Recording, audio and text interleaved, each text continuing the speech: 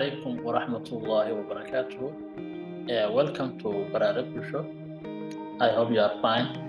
In this English lesson, I'm going to help you learn the English tense called present continuous tense. Let us see a real examples about this English tense. We are walking along the seashore. I am doing my homework. He is reading a book. The teacher explaining a lesson. We will look at how to form the present continuous tense, such as the positive statement, the negative statement, and how to turn the positive statement into question form. Also, we will see how to use contractions when you are using this tense. And then I will show you when you're supposed to use this when you are speaking English. So let's proceed.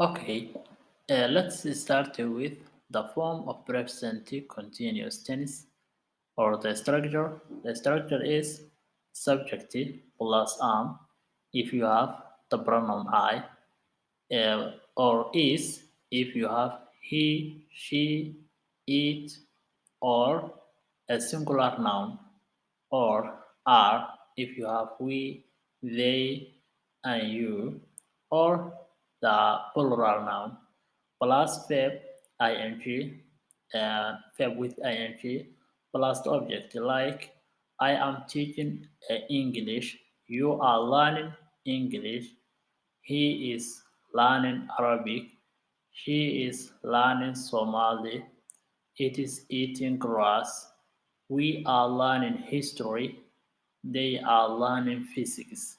Okay, here we have the contractions.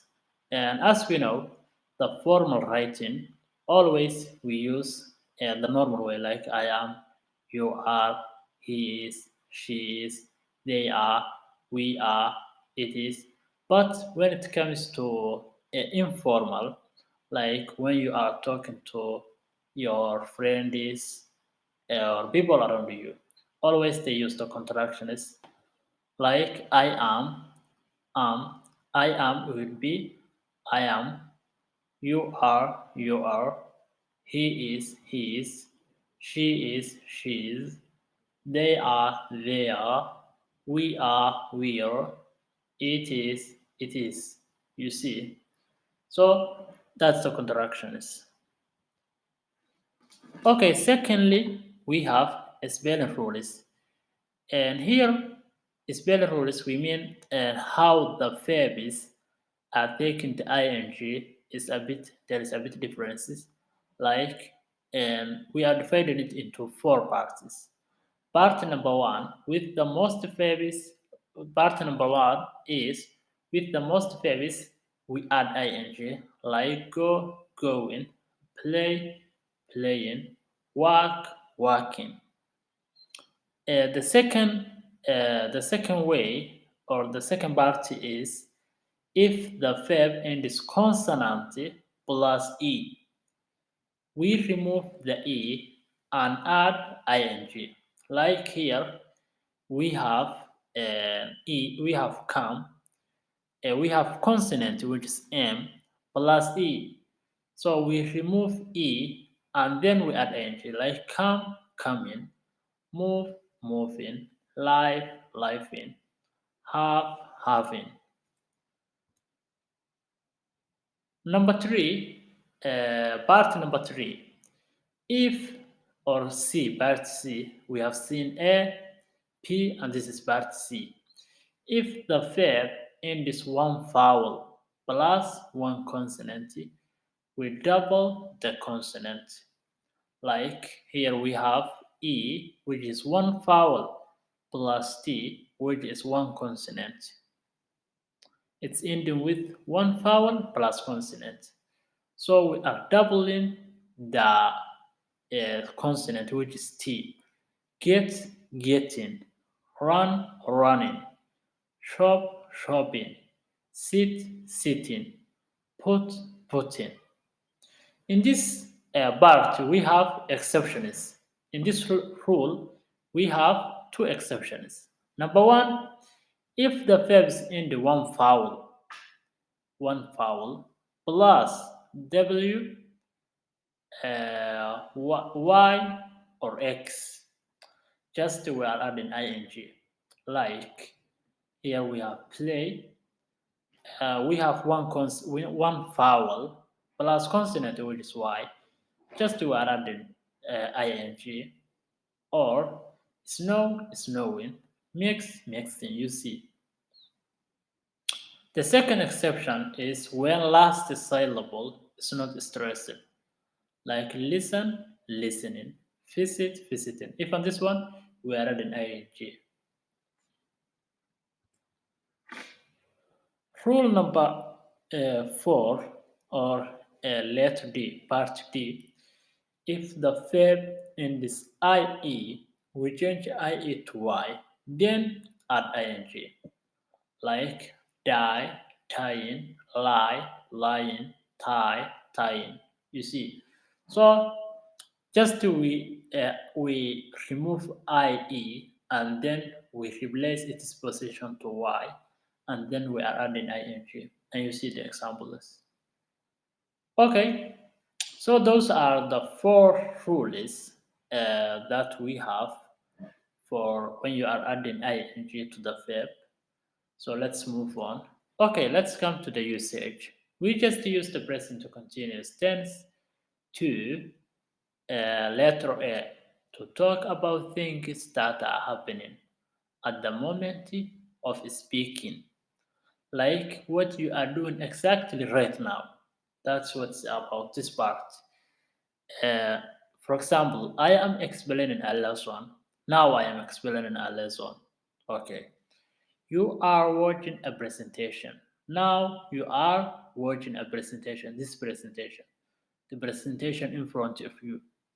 You are not doing anything else. Okay? They are playing football. They are playing football. And this means the match is continue. Okay? I am writing an email. I am typing. The writing is continuous. I am not doing anything else while I am writing. The action that I am doing is writing. She is cooking a meal. Okay? He is watching a match. Okay? The match hasn't finished yet. Okay, so that's the first thing, usage number one. Usage number two, uh, we use the present continuous tense to describe things you are doing in your life. Okay, let me give you question and answer, then you can understand. For example, someone asked you, what are you studying? Then you reply, I am studying mathematics and physics. Okay, and this is a major of education, Department of Mathematics and Physics. So, a degree always takes 4 years. So maybe now you are doing something else. Your degree is under process.